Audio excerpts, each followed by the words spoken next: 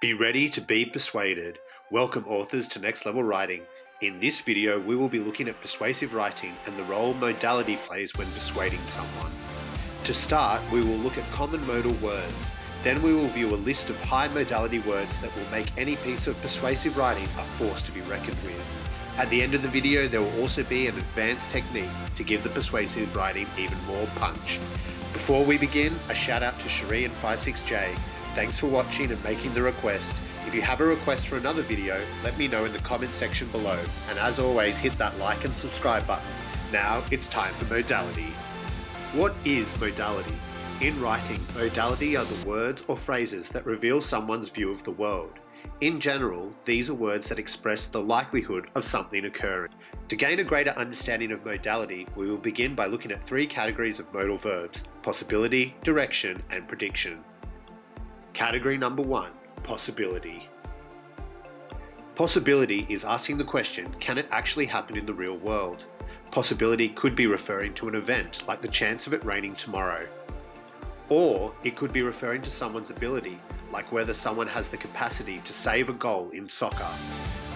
Or it could even be referring to permission, whether an authority would allow something to happen, like leaving work or school early. Can, could, may, and might are common modal verbs for possibility. The second category is direction. Direction refers to the language used when someone is obliged or needs to do something. Think about the language a guardian angel might use if they were sitting on your shoulder. Must, should, need to, ought to, and supposed to are common modal verbs for direction.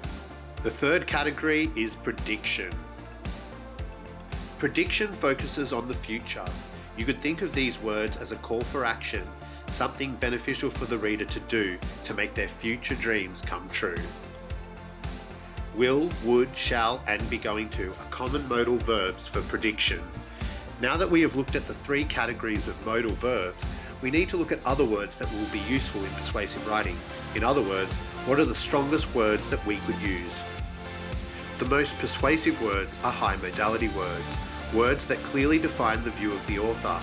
Think of these words as the ones that would be most useful when trying to make a lazy person do something. While we look at the examples, I encourage you to pause the video and write down the ones you think would be most useful in your writing. It needs to be noted that there are also medium and low modality words, but these words are not as persuasive as high modality words, so they are absolute garbage. But they can be recycled. I'll explain more during the advanced tip at the end of the video. Here are some high modality words from the first category, possibility. These words mean that something is certain, it will definitely happen. These are persuasive because it takes away any doubt in the reader's mind. On the flip side, here are some words and phrases that are also from the first category, possibility, but express that something is impossible, it will not happen. Just as persuasive as the last examples, but from a different angle.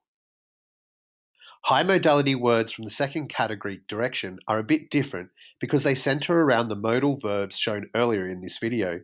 This is because when giving direction, verbs are required. A benefit of this is that to create the negative direction, directing someone not to do something, all you need to do is place a not in the phrase. Think smart, not more, I say. This is the same for our third category, prediction. These high modality words are modal verbs because when making predictions, you must focus on the verbs. You may notice that for the negative of direction and prediction, that apostrophes are not used to contract the words in the examples.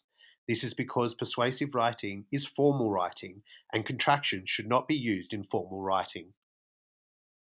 And there you have it, a list of high modality words to be used in your persuasive writing. Now, as promised, an advanced tip. Advanced tip.